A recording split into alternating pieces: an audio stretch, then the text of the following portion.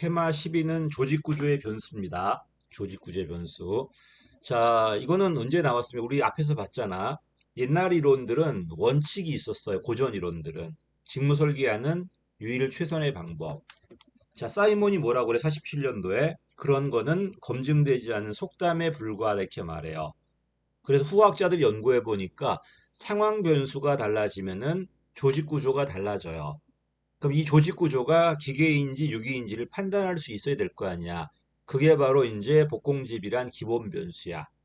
그치? 요 조직 내 변수예요. 그래서 이거는 어 처음에는 규모, 기술, 환경이라는 이 구조라는 상황이죠. 이 상황에 따라 달라진다. 구조 상황론.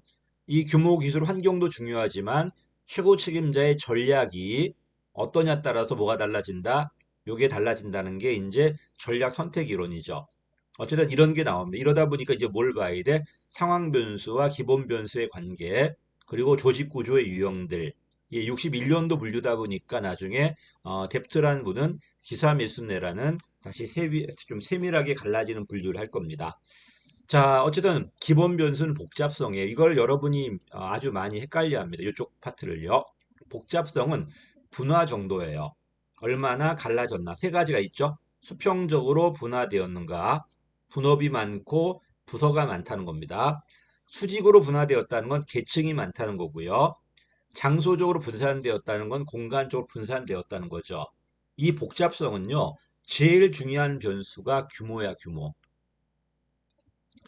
규모 변수가 제일 중요하기 때문에 규모를 놓고 보지 않는다면 별 의미가 없어요. 무조건 나머지는 규모가 같다는 가정 속에서 봐야 됩니다. 대체 그래서 규모가 커지면 무조건 부서가 많아지고 장소적으로 넓어지고 그 다음에 계층이 많아질 수밖에 없어요. 규모가 제일 중요합니다. 나머지 요인들은 그냥 규모가 같다는 가정 속에서 설명해야 의미가 있어요. 그치? 아무리 유기구조가 기계구조가 좀 더 세밀하게 복잡하겠죠. 근데 기계구조여도 직원이 50명밖에 안 돼. 그래봤자 50개 일밖에 안 돼요. 근데 유기구조인데 직원이 10,000명이야. 그럼 팀제로 운영되더라도 아마 50개보다는 훨씬 더 많은 일군이 만들어질 겁니다. 규모가 제일 중요합니다. 자, 환경은 또 두 가지가 있어요. 환경은 예측 가능성이 있어. 어제와 오늘이 같다 다르다. 그 다음에 복잡성. 구성 요소가 요구가 얼마나 다양한가 다양하지 않은가 그 얘기예요. 서울의 환경과 어떤 농촌의 환경을 한번 비교 한번 해보세요. 서울에는 구성 요소가 되게 많아요. 학원을 만들었을 때 요구하는 게 많으니까 상당히 많은 과가 개설될 거고 학원에도 강좌가 많이 개설되겠죠. 환경이 복잡하니까 요구가 다양하니까 조직 구조도 복잡해져요. 근데 시골 가봐. 시골에 어떤 학원이 있어. 요구하는 게 별로 없을 거예요. 사람도 별로 없을 거니까. 요구가 다양하지 않으니까 조직 구조도 단순해져요. 저는 강의할 때 개인 병원과 종합병원을 설명드려요. 개인 병원이나 종합병원이나 병원이거든 어제 하루나 오늘 하루가 크게 다르진 않을 거예요. 비쌀 겁니다. 그래서 환경은 안정적이지만 개인 병원은 조직 구조가 단순할 거예요. 왜? 진료 과목이 뭐 하나밖에 안 될 거니까. 근데 종합병원 진료 과목이 되게 많을 거니까 상당히 많이 분화되어 있지 않을까요? 그래서 환경은 다시 보겠지만 환경은 구성 요소가 다양한가 단순한가. 반면에 환경의 변화가 예측이 되는가 예측이 되지 않는가. 예측성 여부에 따라 뭐가 달라진다? 공식성이 달라져요. 예측이 되면 규칙이 많으니까 공식적이고 예측이 안 되면 규칙이 없을 거니까 비공식적이에요. 근데 종합병원이든 개인병원이든 예측이 되니까 많은 문서가 있을 겁니다. 서류화된 절차가 존재할 거예요. 근데 종합병원은 복잡하니까 요구가 다양하니까 구조가 복잡할 거고 개인 병원은 요구가 없을 거니 단순할 거니까 구조가 단순할 겁니다. 그래서 환경은 두 가지다. 이따 또 볼 겁니다. 그다음에 조직 구조가 복잡해지면요. 한 사람의 책임자가 모든 걸 결정하기가 어려워져요. 어쩔 수 없이 밑에 있는 팀장들한테 권한이 내려갈 수밖에 없어요. 그치? 그래서 분권화 되는 거야. 분권화. 또 조직이 복잡해지면 내가 넓게 통솔하기 힘들어지겠죠. 그러니까 세밀하게 부서가 갈라지는 거. 여기서 이제 여러분이 미쳐버리는 겁니다. 이제 아니 조직 구조가 복잡해지면 분권화 된다고 그랬는데 분권화되면 넓어져야 되는 거 아니야? 3단 논법 써서 그래요. 우리가 물어보는 거는 조직 구조가 복잡한 거하고 집권인가 분권화를 물어본 거고요. 그지? 조직 구조가 복잡한 거하고 통솔 범위가 넓어지나 좁아지나를 물어본 거예요. 그지? X와 Y가 관계 달라. 내가 분권화와 좁은 통솔 범위를 물어본 게 아니야. 만약에 문제에서 분권화와 좁은 통솔 범위를 물어봤다면은 좁은 통솔 범위는 집권으로 될 거예요. 근데 변수가 지금 조직 구조가 복잡한 거하고 분권화의 관계, 조직 구조의 복잡성과 통솔 범위의 문제를 물어본 거야. 그래서 절대로 3단 논법을 쓰시면 안 됩니다. 조직론이 망한 이유가 여기서 다 망해요. 하나하나 띄워놓고 봐야 돼요. 그래서 조직 구조가 복잡해졌어. 내가 10,000명이야. 야, 그 많은 사람을 내가 어떻게 다 일일이 지시해 주냐. 그러니까 뭘 만드는가 자꾸 권한을 만들고 또 계층을 만들다 보니까 권한이 밑으로 내려가죠. 분권화 될 거고요. 또 내가 다 못하고 그 사람도 또 만들고 또 만들다 계층 계속 만들어진단 말이야. 그러니까 내가 다 하는 것보다는 통솔 범위가 좁아질 수밖에 없겠죠. 또 조직 구조가 복잡해지면 계층 구조가 많아질 거니까 관리자도 많을 거고요. 또 조직 구조가 복잡하니까 최고 책임자가 다 못할 거니까 이 부서별로 도와주는 참모들이 존재해야 될 겁니다. 이러니까 어떻게 돼? 실무자 대비 관리, 개선 대비 참모의 비율이 커지잖아. 그래서 행정 농도가 높아진다는 겁니다. 또 조직 구조가 복잡해져 버리면 일을 부서가 여러 부서가 있다 보니까 갈등도 많이 나올 거고요. 또 조직 구조가 복잡하다는 거는 내 업무가 세밀하게 갈라진다는 의미이기 때문에 내가 전체 일을 하는 게 아니라 몰입도도 낮아지겠죠. 이런 것들. 제가 지방학원에 강의할 때와 서울학원 강의할 때 몰입도가 좀 달라요. 지방학원은 행정학을 내가 다 책임져요. 이러니까 책임감 의식도 되게 강하고, 이건 나도 내가 되게 중요한 사람처럼 느껴져요. 근데 서울 오니까 행정 선생님 여섯 명, 일곱 명, 내가 아니어도 뭐 다 할 수 있단 말이에요. 이러다 보니까 내 몰입도도 낮아질 수밖에 없겠죠. 내 중요도가 낮아질 거니까요. 그치? 이런 것들이 이제 가설이야, 가설. 진짜 이렇다는 게 아니라 아마 이렇지 않을까라는 가설이야. 다시 할게. 복잡성은 제일 중요한 게 뭐다? 규모다. 규모가 커버리면 무조건 복잡합니다. 규모가 작아지면은 아무리 기계 구조여도 단순해져요. 그러니까 제발 규모는 제일 중요한 변수고 나머지들은 규모는 같다는 가정 속에서 그리고 물어보는 그 변수 관계만 봐야 되는 거지 쓸데없이 기계에다 유기달 집어넣어갖고 3단 논법을 쓰시면 안 됩니다. 자, 공식성이 제일 중요해요. 문서화된 정도예요. 다 문서화돼 있다는 거는 내가 아니어도 누가 와도 똑같이 한다는 거야. 이게 기계 구조예요. 규칙, 절차, 지시가 문서화된 정도. 공식화가 돼버린 기계 구조야. 표준화가 좀 헷갈리는데 어차피 표준화되어도 기계 구조로 봐요. 사실 근데 투입이나 과정이 표준화되어 있다는 건 기계 구조가 맞아요. 근데 산출물이 표준화되어 있다면 얘기가 달라져요. 산출물이 표준화되어 있다는 것은 여러분 자동차가 있다고 해. 현대차가 예를 들어서 무슨 그랜저를 만들어요. 그럼 그랜저를 만들 때 산출물이 표준화되어 있다고 느끼죠. 근데 그게 아니라 이런 그랜저를 만드는 투입물이나 절차가 다 정해져 있는 거야. 그 과정이나 절차만 지키면 그냥 그랜저가 나오는 거예요. 알고 보니까 산출물이 표준화된 게 아니라 과정과 절차가 표준화돼 있는 거야. 그러니까 똑같은 결과물이 나오는 거예요. 근데 종합병원은 이제 내가 지금 간 전문이야. 간이 아픈 환자들은 되게 다양해요. 근데 간은 정상 수치가 있거든. 그 상태를 유지해야 돼요. 그치? 그런데 환자별로 다 상황이 다른데 투입과 과정을 똑같이 해버릴까? 그래버리면 그 상태를 유지 못할걸요? 그러니까 환자별로 전부 다 다르게 처방을 해야 돼, 안 해야 돼? 상황이 다르니까. 그래야지 같은 간 상태가 나오는 거잖아.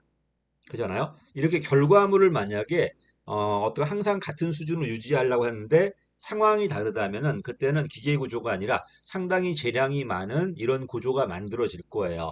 좀 심화 단계인데 거기까지 가지 마시고 그냥 공식화되었다 이렇게밖에 안 나올 거니까 구급에서는 공식화되는 건 문서가 많다는 거니까 기계 구조란 소리예요.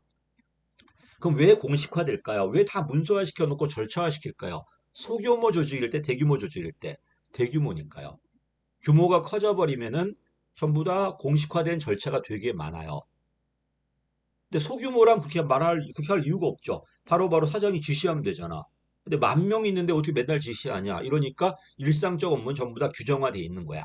또 환경이 안정적일 때, 예측이 가능할 때, 설사 구성 요소가 복잡하더라도 예측이 된다면은 매뉴얼 만들 수 있어요. 대신에 이제 환경이 복잡하니까 매뉴얼이 두껍겠죠. 되게 많은 매뉴얼이 있겠지. 그다음에 환경이 만약에 단순하다면은 매뉴얼이 작겠죠. 안정적이라면은 또 나올 겁니다. 일상적 기술은 이거는 문서화된 기술이야. 누구나 할 수 있는 기술이야. 매뉴얼이 돼 있겠죠. 그래서 이렇게 공식화되었다는 건 규모가 컸을 때, 안정적일 때, 일상적일 때 되게 공식화됩니다. 공식화되었다는 건 기계 구조예요. 전부 다 위에서 정해서 내려줄 거니까 집권하고요. 변동률은 당연히 낮을 거고요. 사람이 중요한 게 아니라 이 절차대로 그냥 하기만 하면 되는 겁니다. 일이 전문화되어 있는 거지 사람의 전문성은 좀 약화되어 있다는 겁니다. 자, 공식성의 장점이 기계구조 장점이야. 예측 가능성과 안정성. 누구나 똑같이 해야 되니까 객관성과 보편성. 다 규칙화되어 있으니까 직접 감시할 필요가 없어요. 직접 감독의 필요성이 감소되다 보니까 경제적이라는 겁니다. 근데 문제가 뭐다? 환경에 대한 대응이 안 되겠죠. 신축성이 져야 되고 대응성이 져야 되고 인간 가치가 없어요. 너는 그냥 도구야. 규정대로 한 거니까 인간의 자율성이나 창의성이 져야 될 거고 이러다 보니까 이게 성과를 내는 건지 아니면 문서를 지키는 건지 규정을 지키는 건지 헷갈린단 말이야. 규정을 너무 많이 만드는 법문 용례라든지 그냥 맹목적으로 규정만 준수하고 있는 동조과잉이라든지 이런 관료제 역기능이 나타나요. 자, 세 번째가 집권화 분권화입니다. 이것도 마찬가지야. 기계구조, 유기구조 물어봤을 때는 기계는 집권, 유기는 분권이에요. 됐죠? 지금부터는 절대로 기계와 유기를 집어넣으면 안 됩니다. 그럼 무조건 틀립니다. 소규모와 대규모를 생각해봐. 소규모는 내 부하 몇 명 안 돼. 내가 다 지시해도 돼요. 집권이야. 근데 내 조직이 10,000명이야. 내가 어떻게 다 지시합니까, 그거를. 그러니까 내 밑에다가 부하들에게 계층 만들어서 권한을 내려줄 수밖에 없죠. 소규모가 집권이고 대규모가 오히려 분권이에요. 됐죠? 자, 그 다음에 신설 조직은 정해진 게 없으니까 사장이 지시해줘야 되겠죠. 오래된 조직은 이미 하는 방법이 다 정해져 있기 때문에 굳이 사장이 일일이 지시하지 않고 그냥 권한을 내려줘도 돼요. 똑같이 할 거니까. 위기하고 동태성은 달라요. 위기라는 건 정말 조직의 존폐 위기야. 그때는 최고 책임자가 결정할 겁니다. 그렇지 않나요? 아주 위기인데 실무자가 결정하면 안 되잖아.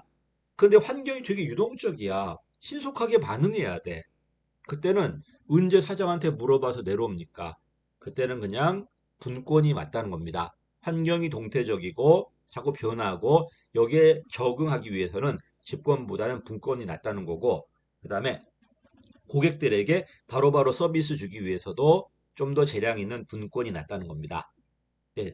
그 다음에 사소한 결정이란 분권 내려갈 수 있겠죠. 근데 아주 중요한 결정이야. 조직의 존폐가 걸린 중요한 결정이라면 당연히 집권화되고요. 규칙과 절차가 발달하면 권한을 내려주지 않고도 위에서 모든 걸 통제할 수 있으니까 집권이 되고요. 교통통신이 발달해도 통제하기 쉬워지니까 집권이 되는 겁니다. 됐죠? 반면 사람의 전문성 강화하기 위해서는 위에서 시키는 게 아니라 밑에 애들한테 재량을 줘야 돼요. 그래서 권한이 내려가니까 분권화 될 겁니다. 그래서 이렇게 조직이론이 구조가 있잖아. 여러분이 뭐냐 무조건 틀린 이유가 기계다 유기다 바꿔서 많이 틀려요. 그러지 말고 문장에서 물어보는 상황만 가지고 판단하셔야 돼요. 그렇지 않고 막 자꾸 머릿속에 기계다 유기다 집어넣어 버리면은 분명히 혼돈이 올 겁니다. 뭐 강사들도 많이 틀려 이쪽에서요. 자, 그 다음에 상황 변수가 나타나요. 사실 상황 변수가 X축이죠. 얘가 달라지면 뭐가 달라져? 복공집이 달라져요. 제일 먼저 나오는 게 규모야. 규모가 커져버리면 조직은 분화되니까 복잡해져요. 규모가 커져버리면은 일일이 지시할 수 없으니까 문서가 많이 만들어지니까 공식화돼요. 공식화되었다는 건 그 구조가 기계 구조야. 근데 규모가 커져버리면은 일일이 명령할 수 없으니까 권한이 내려가겠죠, 이제. 분권화가 돼요. 또 좀 헷갈리지? 아니, 분권인데 왜 또 기계 구조야? 유기 구조 아니야?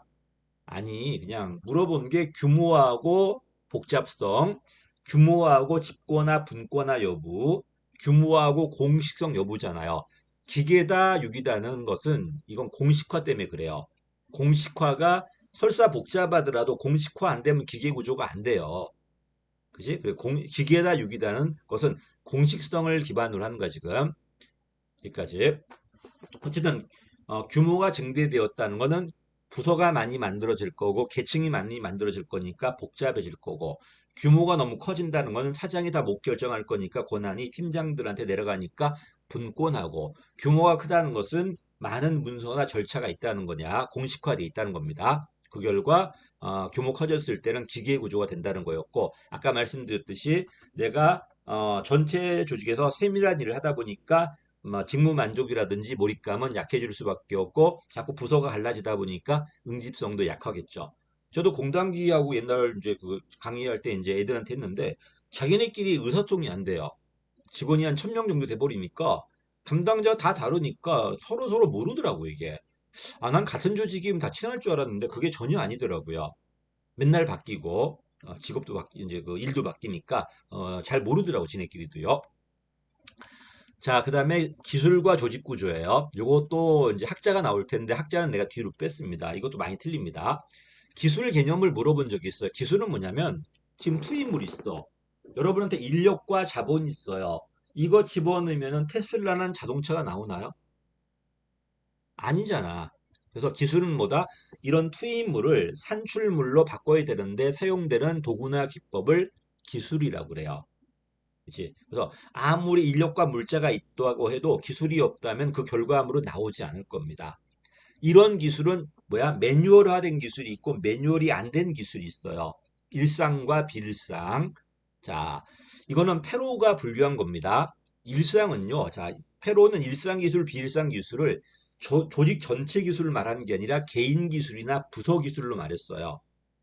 일, 일상 기술은 과제 다양성이 낮아요. 우리 부서가 또 내가 할 일이 낮다는 거야. 그럼 과제가 낮으니까 사람이 많이 필요 없죠. 일상 기술은 복잡성이 낮은 거야. 분명히 다른 책 갖고 계신 분들은 뭐 이상하다 그럴 거야, 지금. 일상과 비일상을 가르는 사람이 누구다? 페로우예요.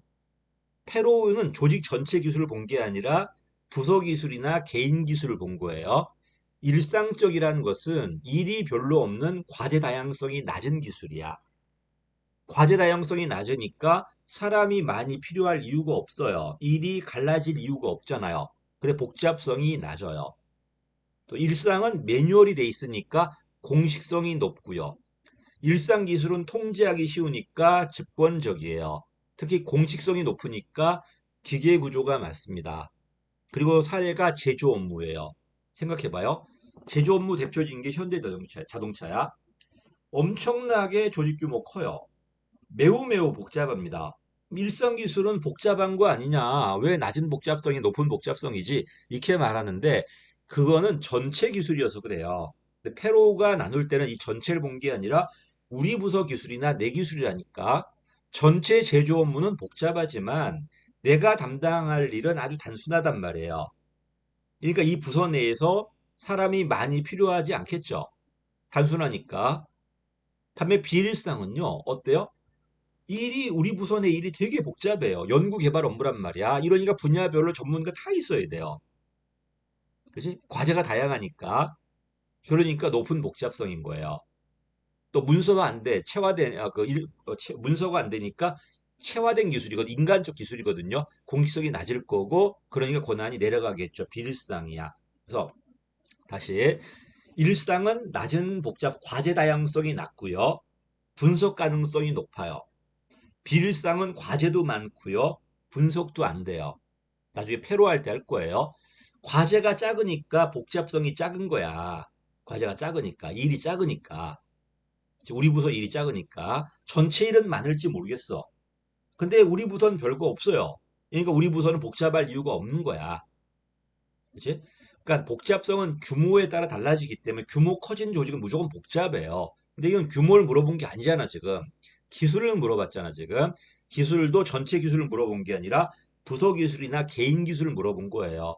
내가 할 일이 별로 없는데 뭘 복잡해. 어떤 행자 강의가 내 과제가 다양한 것 같아, 단순한 것 같아요. 저는 단순해요. 나 혼자 다 할 수 있어, 이 정도. 그치? 근데 아주 전문적이고 복잡한 연구 같은 거 생각해봐. 어떻게 내가 다 하냐, 그거를. 그러니까 많은 직원들이 필요하겠죠. 그지 않을까요?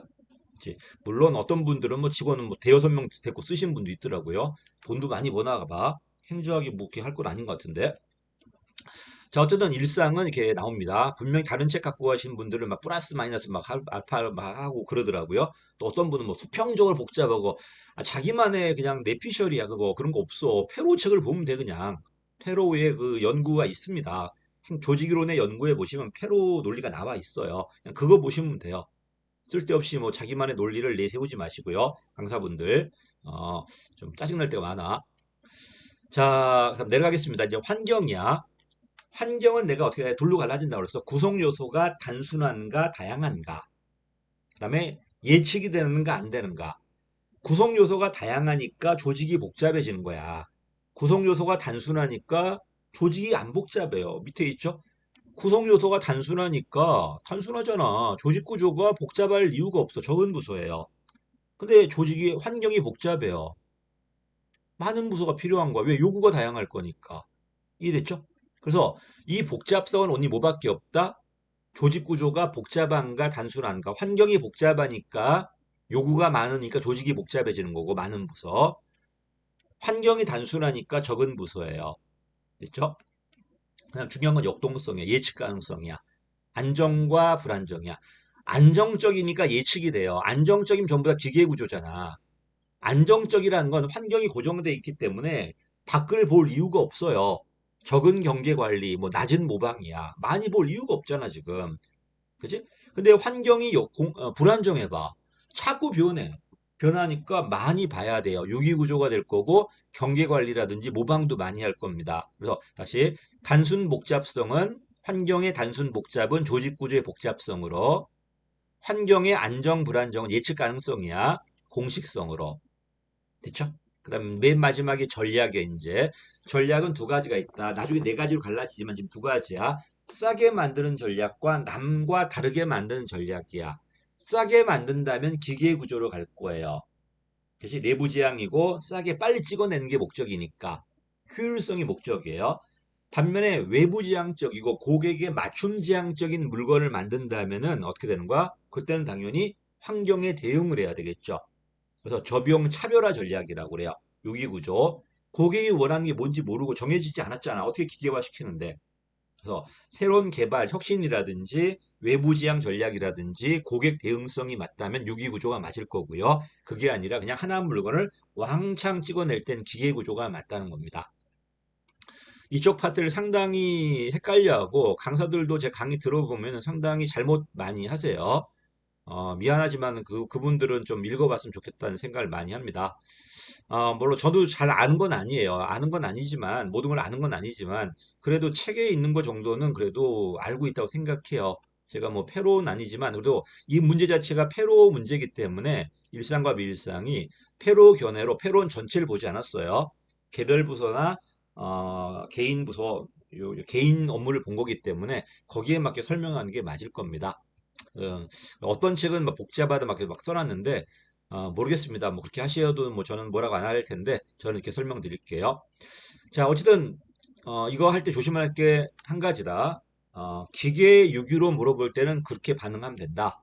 근데 기계 유기로 물어보지 않았을 때는 절대로 기계 유기로 반응하지 말고 문장에서 주어진 변수와 변수의 관계만 봐라. 거기에 없는 변수들을 집어넣어 3단 문법 써버리면 반드시 틀리게 됩니다. 그치? 그렇게만 봤으면 좋겠습니다. 여기까지 하겠습니다. 감사합니다.